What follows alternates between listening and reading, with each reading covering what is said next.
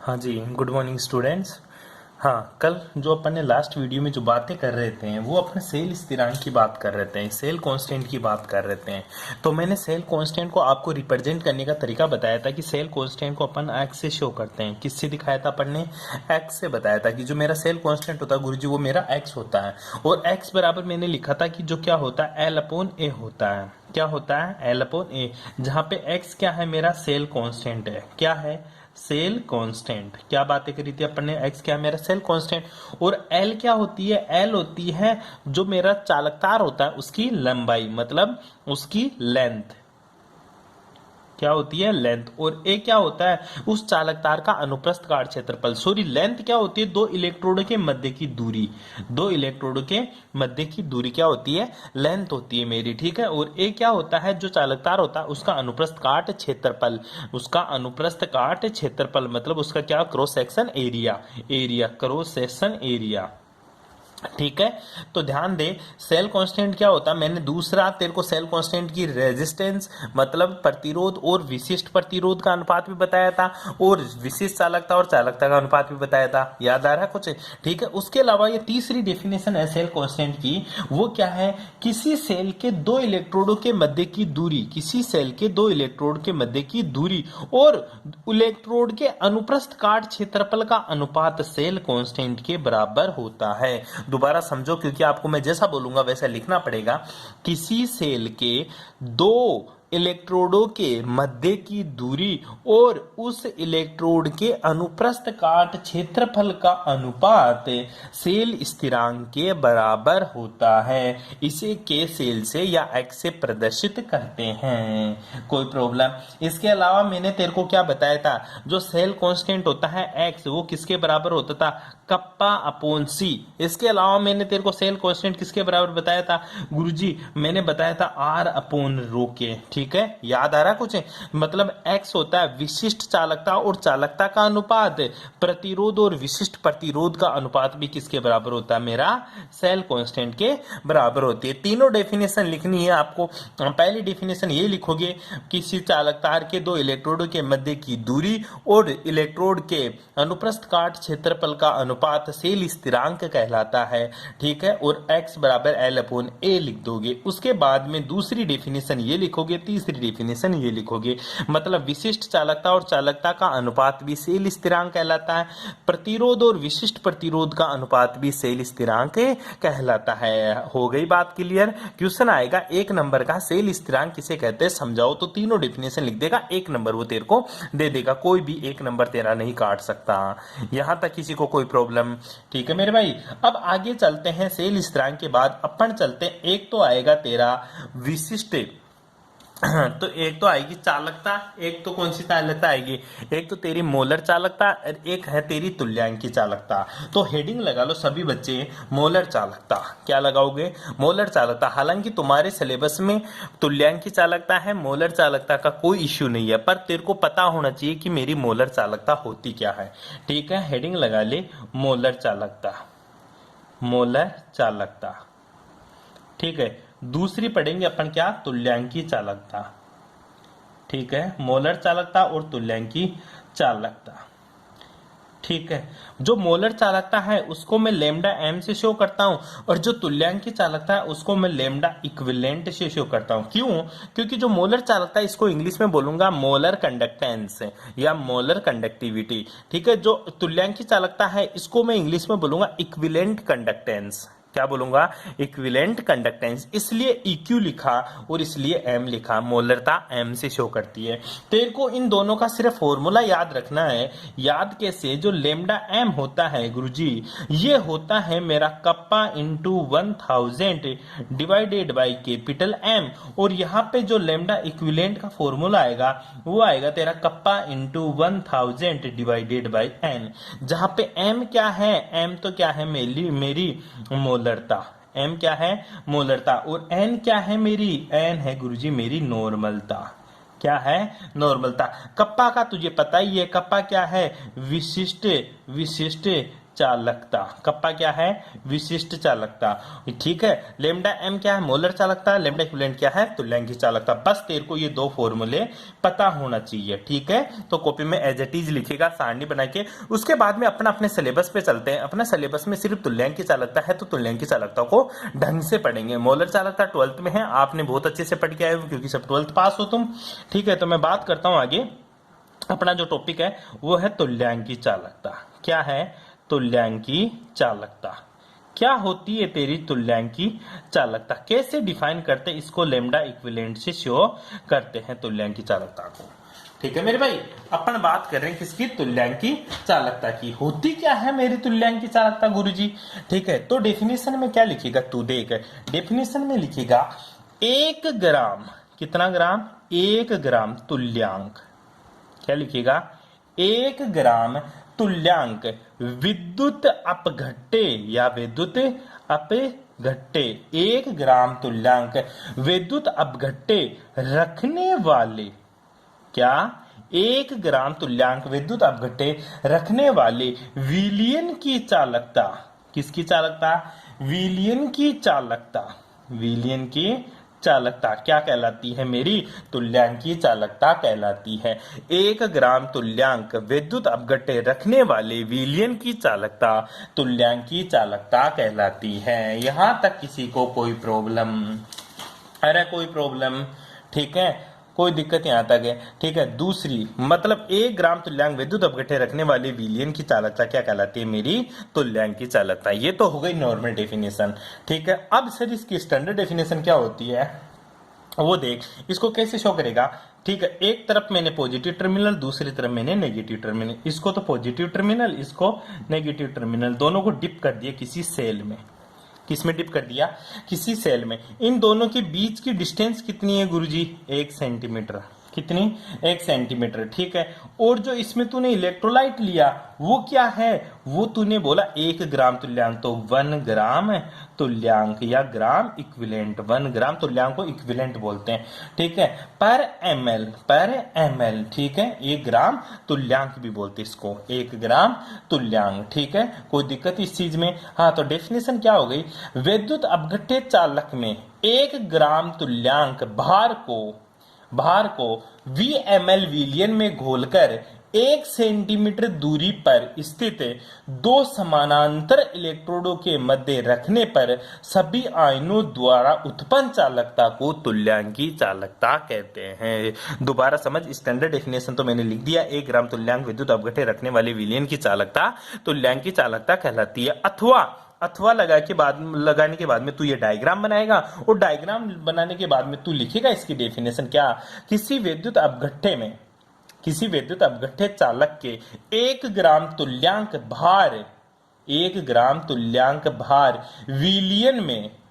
विलयन में 1 सेंटीमीटर दूरी पर स्थित 2 समानांतर है बिल्कुल, 2 समानांतर इलेक्ट्रोडों के मध्य रखने पर सभी आयनों द्वारा उत्पन्न चालकता तुल्यांकी चालकता कहलाती है। दोबारा समझ, तेरे फिर नहीं बैठी। क्या गुरुजी? 1 ग्राम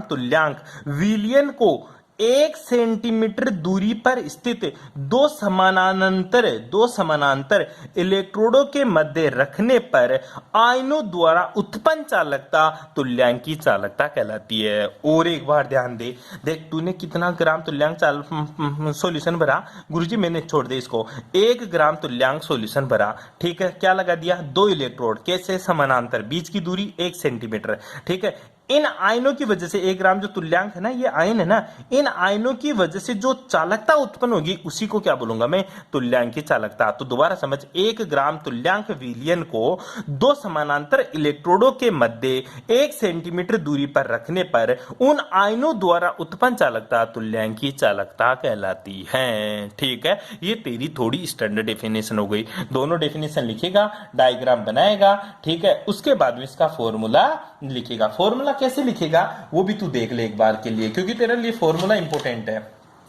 ठीक है। अर्थात लेमडा इक्विवेलेंट बराबर तू लिखेगा कप्पा गुणा वी। लेमडा इक्विवेलेंट बराबर तू क्या लिखेगा, कप्पा इंटू वी। जहां पे कप्पा क्या है, कप्पा तो गुरुजी क्या है, हिंदी में भी लिख लेना, जहां पे कप्पा क्या है, विशिष्ट चालकता।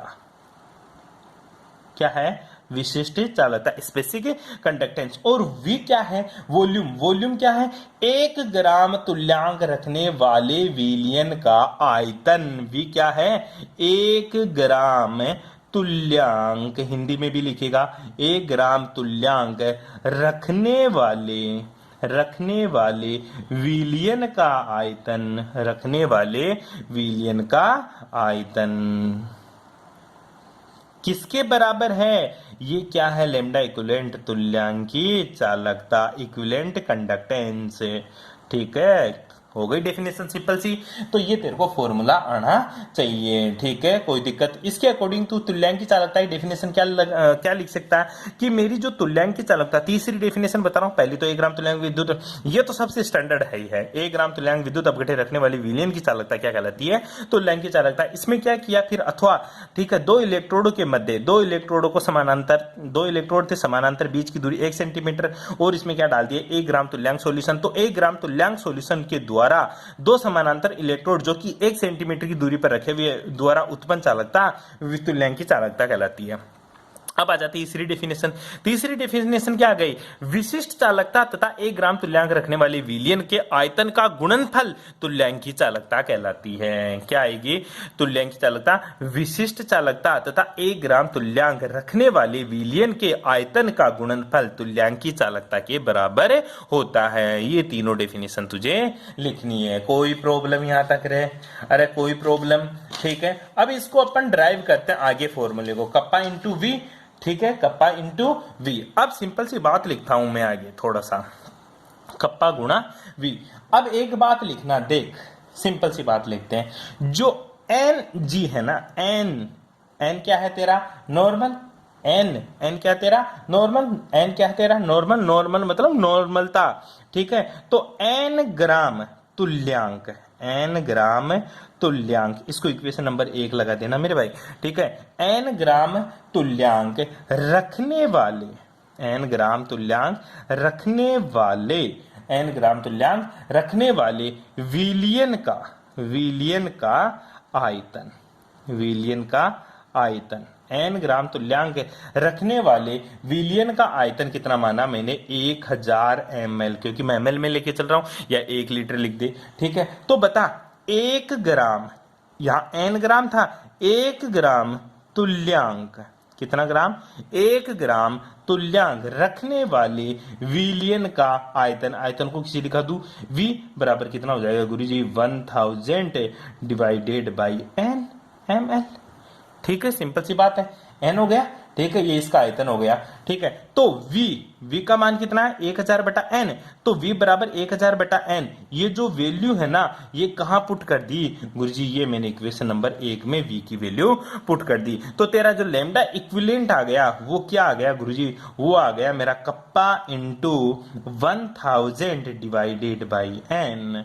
ये मेरा standard formula, kappa into 1000 divided by n, जो कि मैंने शुरू में तेरे को मैंने इसका फॉर्मूला ड्राइव करना बताया था। यहां तक तेरे को ये बातें लिखनी है। उसके बाद में तुझे लिखना है लेमडा इक्विवेलेंट की इकाई, यहां तक कर लिया। उसके बाद में क्या लिखेगा, लेमडा इक्विवेलेंट अर्थात तुल्यांकी चालकता का, तुल्यांकी चालकता की इकाई। अब तुल्यांकी चालकता की इकाई देखते हैं क्या होती है, तुल्यांकी चालकता की इकाई किसके अकॉर्डिंग, इस फॉर्मूले के अकॉर्डिंग।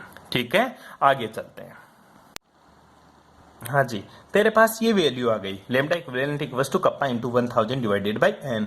अब तेरे को अगर कप्पा की इकाई पता है, n की इकाई पता है, तो लेमडा इक्विवेलेंट की इकाई बता देगा। तो लगा दे हेडिंग, लेमडा इक्विवेलेंट की इकाई, लेमडा इक्विवेलेंट की इकाई। यहां तक कोई प्रॉब्लम, यहां तक कोई प्रॉब्लम। ठीक है, अब मेरी बात समझ तू। ठीक है, तुझे 2 की इकाई पता होनी चाहिए, किसकी, एक तो कप्पा, कप्पा क्या होता था, याद कर, कप्पा होता था गुरुजी 1/ρ, वन अपॉन रो। अब तुझे रो की इकाई पता होगी तो कप्पा की इकाई निकाल सकता है, सिंपल। ठीक है गुरुजी, मुझे पता है मेरी जो कप्पा की इकाई है वो क्या होने वाली है। ठीक है, वो तेरे को पता होनी चाहिए, सिंपल सा। देख देख, kappa equals to one upon rho, kappa equals to one upon rho. अब रो की इकाई क्या है वो देख। रो क्या होता है गुरुजी, ये मैंने पढ़ा था, R is directly proportional to L upon A. तो R equals to rho L upon A, और यहां से मैंने रो की इकाई निकाली थी। और रो की इकाई क्या आई थी, सिंपल सी बात है गुरुजी, रो की इकाई आई थी ओम डॉट मीटर, ओम डॉट मीटर। ये किसकी इकाई थी, रो की इकाई थी। तो बता कप्पा की इकाई क्या हो जाएगी गुरुजी, कप्पा की इकाई रो, इसका उल्टा मतलब क्या हो जाएगा, ओम इनवर्स और मीटर इनवर्स, ओम इनवर्स और मीटर इनवर्स। कोई प्रॉब्लम यहां तक है? अरे बहुत इंटरेस्टिंग इकाई पूछता है इसकी। ठीक है, तो इसको तू क्या लिख सकता है, ओम इनवर्स, इंग्लिश में चल तू, ओम इनवर्स डॉट मीटर को क्या लिख सकता है, तो सेंटीमीटर इनवर्स लिख सकता है। या इसको तू क्या लिख सकता है गुरुजी, मैं इसको लिख सकता हूं महो डॉट सेंटीमीटर इनवर्स, या तो इसको लिख सकता क्या, Simon dot centimetre inverse, Simon dot centimetre inverse. Kappa की इकाई तो आ गई जी। अब मुझे इकाई किसकी चाहिए, मुझे इकाई चाहिए सर एन की। एन क्या होता है, एन होती है बेटा तेरी नॉर्मलता। क्या होती है, नॉर्मलता। एन क्या होती है तेरी नॉर्मलता। और याद कर नॉर्मलता, नॉर्मलता का फॉर्मूला तू कक्षा 12 में पढ़ा करता था क्या, gram equivalent, gram equivalent divided by volume, gram equivalent divided by volume. कुछ याद आ रहा है तेरे को? ठीक है, नॉर्मलता की इकाई भी यही होती थी, ग्राम इक्विलेंट डिवाइडेड बाय वॉल्यूम। और वॉल्यूम, वॉल्यूम की इकाई क्या होती थी, सेंटीमीटर क्यूब या फिर मीटर क्यूब या फिर लीटर। तीनों बात एक ही होती है, तीनों बात एक ही होती है। कैसे गुरुजी, अगर देख लीटर को तू सेंटीमीटर क्यूब या मीटर क्यूब क्यों बोला, क्योंकि बेटा याद कर, तू देख पानी की टंकी भरने जाता है ऊपर, तो पानी की टंकी में जो पानी आता है वो लीटर में आता है। लेकिन देख पानी की टंकी की क्या क्या होती है गुरुजी, पानी की टंकी की लंबाई भी होती है, पानी की टंकी की ऊंचाई भी होती है, और पानी की टंकी की विड्थ भी होती है, मतलब चौड़ाई भी होती है। जो लंबाई होती है वो भी मीटर में, जो ऊंचाई होती है वो भी मीटर में, और जो उसकी मतलब गहराई होती है, या जो उसकी चौड़ाई होती है, लंबाई चौड़ाई और गहराई, ठीक है, जो गहराई होती है वो भी किस में होती है, मीटर में होती है। तो इसका मतलब क्या हुआ, मीटर क्यूब। या इसको मैं सेंटीमीटर में लूं, इसको मैं सेंटीमीटर में लूं, इसको भी सेंटीमीटर में लूं, तो ये भी क्या हो जाएगा, सेंटीमीटर क्यूब। और तुझे पता है घन का आयतन भी क्या होता है, लीटर क्यूब है। लीटर में देखते हैं घन क्या होता है, लीटर में होता है। ठीक है, वो क्या होता है, लंबाई गुना चौड़ाई गुना ऊंचाई, लंबाई गुना चौड़ाई गुना ऊंचाई। ठीक है, वही पानी वाली टंकी की तरह ही होता है तेरा क्या, वॉल्यूम। तो इसकी इकाई क्या होती है, gram equivalent divided by metre cube. ठीक है, तो एन की इकाई क्या होती है गुरुजी, एन की इकाई होती है gram equivalent divided by metre cube या सेंटीमीटर क्यूब। ठीक है, अब आजा तीनों की वैल्यू पुट कर दे, लेमडा इक्विवेलेंट की वैल्यू तो निकाल ले, एन का मान पुट कर दे, कप्पा का मान पुट कर दे, लेमडा इक्विवेलेंट की वैल्यू आ जाएगी। कैसे गुरुजी, लेमडा इक्विवेलेंट की जो मान आएगा वह लेमडा इक्विवेलेंट की जो वैल्यू आएगी, लेमडा इक्विवेलेंट की जो इकाई आएगी वो आएगी कप्पा, कप्पा की मैं लिख देता हूं siemens, siemens dot centimetre inverse divided by N, N की इकाई क्या थी, gram equivalent dot metre cube divided by metre cube. तो मीटर क्यूब कहां चला जाएगा या सेंटीमीटर क्यूब कहां चला जाएगा, ऊपर। ठीक है, 100 हजार तेरा हजार की कोई इकाई नहीं होती। तो देख सेंटीमीटर क्यूब इनवर्स से सेंटीमीटर इनवर्स से एक क्यूब गई, एक पावर चली गई, तो इसका जो मान आया वो क्या आया, Simon, siemens dot centimetre square. क्योंकि मीटर क्यूब में से क्या गया, माइनस का 1 गया, अरे 3 में से माइनस का 1 गया तो 2 ही तो बता, तो centimetre square dot gram equivalent inverse, dot gram equivalent inverse. तो लेमडा इक्विवेलेंट्स का जो मान आ गया, जो वैल्यू आ गई, जो इकाई आ गई, वो आ गई गुरुजी siemens centimetre square gram equivalent inverse. या तो इसको लिख सकता ohm inverse gram equivalent inverse centimetre cube inverse, centimetre cube square. ठीक है, या तो इस लेमडा इक्विवेलेंट की जो वैल्यू, जो यूनिट है ना, वो यूनिट और भी लगा सकता है क्या गुरुजी, ओम इनवर्स। ओम को ऐसे लिखता है, ओम इनवर्स ग्राम इक्विवेलेंट इनवर्स, ठीक है, डॉट है सेंटीमीटर स्क्वायर लिख सकता। या तो इसको लिख सकता mho, mho dot gram equivalent inverse dot centimetre square. ठीक है, कुछ भी इसकी यूनिट तू लिख सकता, सारी यूनिट सही रहती है, क्योंकि तेरे को तो थ्योरी का एग्जाम देना है, तो जो तेरे को अच्छे से याद रहे वही यूनिट तू लिख सकता है इसमें। यहाँ तक किसी को कोई प्रॉब्लम? ये तेरा क्या था? Equivalent equivalent conductance. क्या थी तेरी? Equivalent conductance. अब आता है, हेडिंग लगा ले, छोटी सी है और बहुत ही इंटरेस्टिंग है। वो क्या है गुरुजी इंटरेस्टिंग? एक तो तुल्यांकी चालकता, तुल्यांकी चालकता तथा तुल्यांकी चालकता तथा चालकता में, तुल्यांकी चालकता तथा चालकता में संबंध, तुल्यांकी चालकता तथा चालकता में संबंध। सिंपल सा रिलेशन है, lambda equivalent equals to kappa into VL. ये तुल्यांकी चालकता और चालकता में क्या है? संबंध। क्यों? क्योंकि जहां पे लेमडा इक्विवेलेंट क्या है मेरा? तुल्यांकी चालकता। क्या है? तुल्यांकी चालकता। ठीक है, कप्पा क्या है गुरुजी? कप्पा है मेरी विशिष्ट चालकता। तुल्यांकी चालकता, विशिष्ट चालकता या चालकता, क्योंकि वो मैंने चालक तो बताया था सी। ठीक है, ध्यान दे इस चीज के बारे में। विशिष्ट चालकता या इसको चालकता भी बोलते हैं। ठीक है, और V क्या है मेरा? आयतन। क्या है मेरा? आयतन। सिंपल सी बात है, V क्या है मेरा? आयतन। ये छोटा सा आपको रिलेशन आपको याद रखना है। ठीक है, अब याद कर, अब एक छोटी सी हेडिंग और लगा ले। ठीक है, क्या? विशिष्ट चालकता। विशिष्ट चालकता लगा दे यहाँ पे तो। ठीक है, विशिष्ट चालकता, तो कंफ्यूज हो जाएगा। ठीक है, अब हेडिंग लगा तुल्यांकी चालकता। इंपॉर्टेंट है, ध्यान रखना, ये चीज पूछता बार बार। तुल्यांकी चालकता तथा विशिष्ट चालकता। तू तो लगा ले। तुल्यांकी चालकता क्या होती है? Lambda equivalent. और विशिष्ट चालकता क्या होती है? तेरे कप्पा। तुल्यांकी चालकता तथा विशिष्ट चालकता पर तनुता का प्रभाव, तनुता का प्रभाव। अब देख, बहुत इंटरेस्टिंग है। तनुता मतलब डाइल्यूशन। ठीक है, इफेक्ट ऑफ डाइल्यूशन ऑन इस पे इक्विवेलेंट कंडक्टेंस और स्पेसिफिक कंडक्टेंस। स्पेसिफिक कंडक्टेंस और इक्विवेलेंट कंडक्टेंस के ऊपर डाइल्यूशन का क्या इफेक्ट पड़ता है, ये आप जरा हमें बताइएगा। ठीक है, बहुत ही इंटरेस्टिंग है। ठीक है, एक लाइन में आंसर आ जाएगा। ठीक है, थ्योरी तू कैसे भी छाप देना फिर। कैसे? क्योंकि मुझे गुरुजी कुछ नहीं पता, मुझे इतना पता है कि जो लेमडा इक्विवेलेंट होती है ना, वो कप्पा इंटू वी होती है, बस। ये अगर तुझे लाइन पता है ना, तो तू चाहे मर जाए लेकिन तू रिलेशन निकाल देगा। कैसे निकाल दूंगा वो समझा जरा। देख भाई, तुल्यांकी चालकता लेमडा इक्विवेलेंट, विशिष्ट चालकता कप्पा, V आयतन। V क्या है? आयतन। बस जिसको ये पता है ना कि V आयतन होता है, वो है ना इसका रिलेशन निकाल देगा। गुरुजी समझ में ही नहीं आ रहा, समझ में आएगा, तू देख आगे कैसे रिलेशन निकाल देगा। सिंपल सी बात है, मैं एक लाइन और लिख देता हूं तेरी सुविधा के लिए। मैं ऐसा मान के चलता हूं कि तू नर्सरी क्लास का बच्चा है बिल्कुल ही, क्योंकि तुझे कुछ नहीं आता, तू पढ़ाई लिखाई तो करता नहीं है, केवल सर मैं रटता हूं इसलिए मेरे को कुछ भी नहीं समझ में आता। तू पूरा खोल खोल के बता इसको। ठीक है, तो देख तू, lambda equivalent divided by kappa equals to V।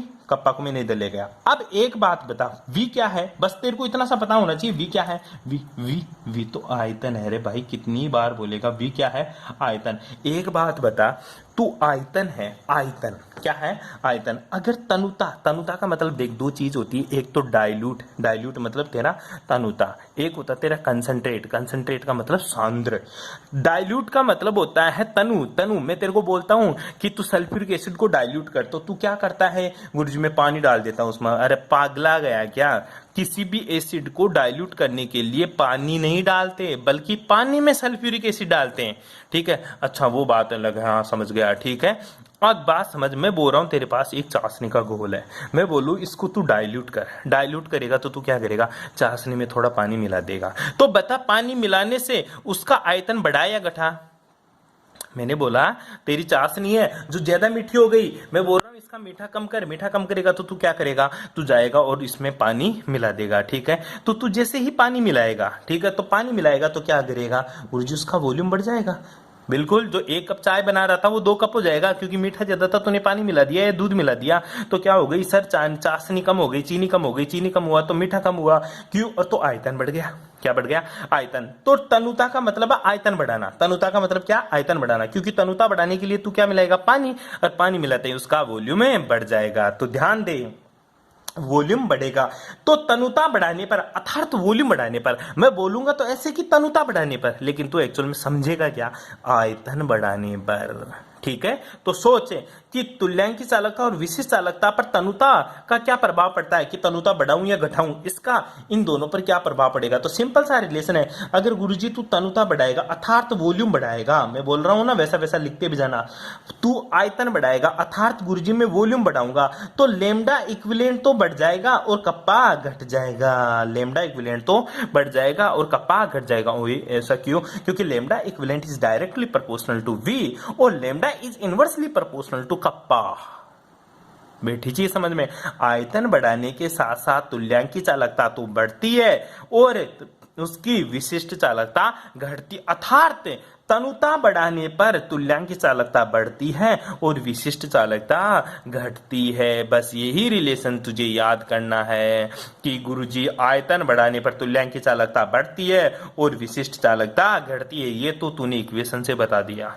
ये तो तूने किससे बता दिया? इक्वेशन से। मैं तो सेल में बात कर रहा हूं। हाँ, ये बात तेरी सही है मेरे भाई, क्योंकि तेरे को तो मैं सेल दूंगा। ठीक है, और सेल में गुरुजी 2 होता है, एक तो इलेक्ट्रो एनोड और एक कैथोड, पॉजिटिव नेगेटिव, और इसमें है तेरा इलेक्ट्रोलाइट। अब इलेक्ट्रोलाइट में तू पानी मिलाएगा, पानी मिलाते ही क्या होगा? तनुता बढ़ेगी, तनुता बढ़ेगी तो वॉल्यूम बढ़ेगा, वॉल्यूम बढ़ेगा तो लेमडा इक्विवेलेंट और कप्पा पर क्या प्रभाव पड़ेगा, वो तो मैं तो रीडिंग दे के बताऊंगा। रीडिंग तो एक्सपेरिमेंटल है, लेकिन गुरुजी इसके पीछे लॉजिक क्या है? इसके पीछे एक्चुअल लॉजिक क्या है? ऐसा क्यों हो रहा है कि वॉल्यूम बढ़ाने पे लैम्डा इक्विवेलेंट बढ़ रही है और कप्पा घट रहा है? ये तो तू मैथमेटिकली प्रूव कर दिए इसको। एक्चुअल में ऐसा क्यों हुआ? अब आजा इसकी एक्चुअलिटी देखते हैं अपन।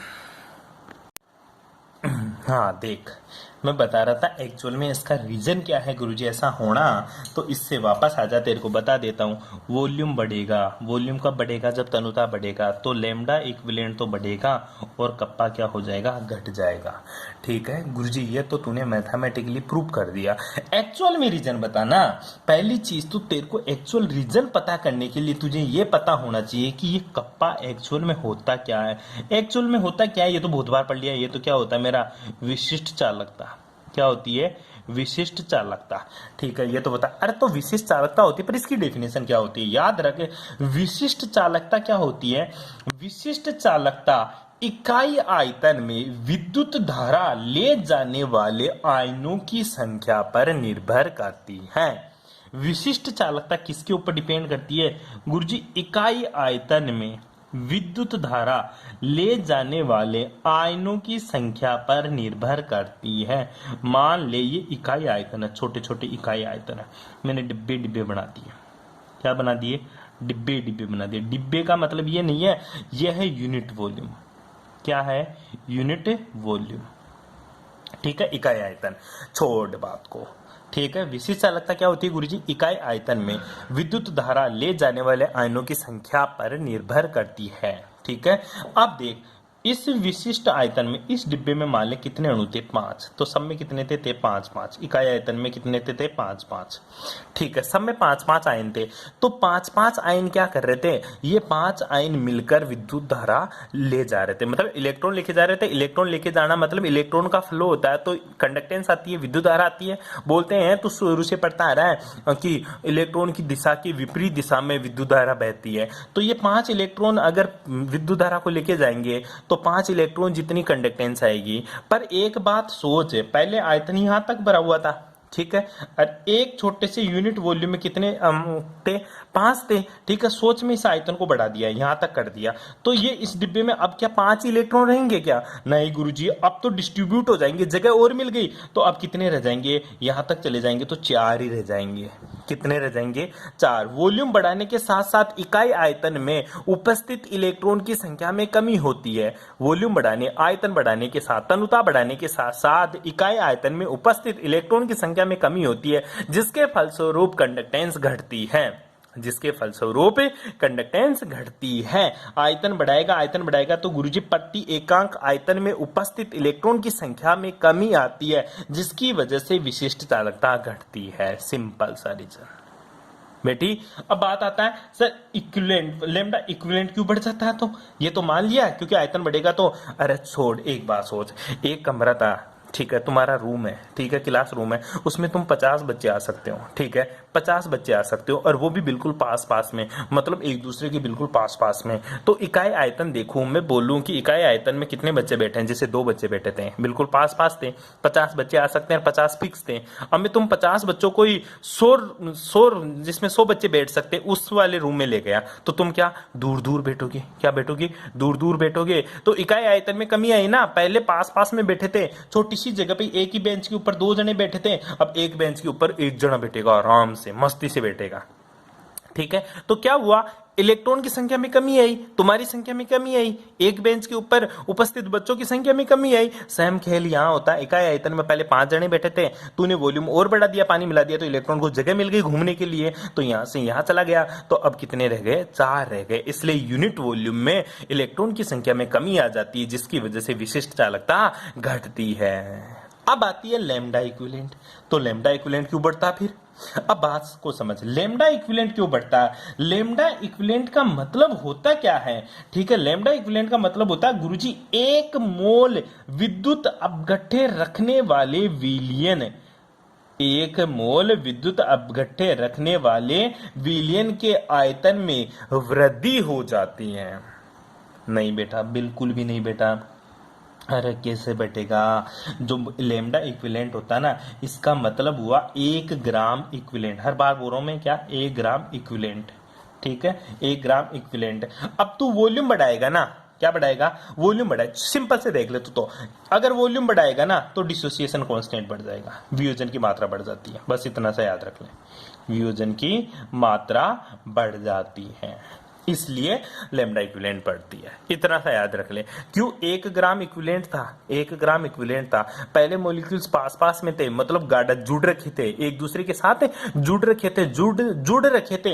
पहले 2 इलेक्ट्रॉन थे, एक दूसरे के साथ जुड़ रखे थे बिल्कुल। जैसे ही तूने पानी मिलाया तो ये दोनों इलेक्ट्रॉन क्या हो गए? अलग अलग। अब ये दोनों इलेक्ट्रॉन अलग अलग हुए तो दोनों कंडक्टेंस भी अलग अलग जनरेट करेंगे। पहला दोनों मोटे थे तो धीरे धीरे जा रहे थे, अब दोनों अलग अलग हो गए तो चार्ज लेकर फास्टली गति करेंगे। छोटा आदमी ज्यादा फास्ट गति करता है, पतला आदमी ज्यादा फास्ट मोशन करता है। वैसे ही डिसोसिएशन, वियोजन की मात्रा बढ़ती है, वियोजन की मात्रा बढ़ने से लैम्डा इक्विवेलेंट बढ़ता है। बस ये बात याद रखनी है। तो क्या लिखेगा कि ऐसा क्यों होता है? क्योंकि सर पहली चीज, विशिष्ट चालकता क्यों बढ़ती है? क्योंकि विशिष्ट चालकता का मतलब होता है इकाई आयतन में विद्युत धारा ले जाने वाले आयनों की संख्या, और विद्युत धारा ले जाने वाले आयनों की संख्या में कमी आती है, जिसकी वजह से कंडक्टेंस घटती है। लैम्डा इक्विवेलेंट क्यों बढ़ता है? क्योंकि डिसोसिएशन कांस्टेंट बढ़ता है, इसलिए लैम्डा इक्विवेलेंट बढ़ता है। ठीक है, यह है तेरा लैम्डा इक्विवेलेंट।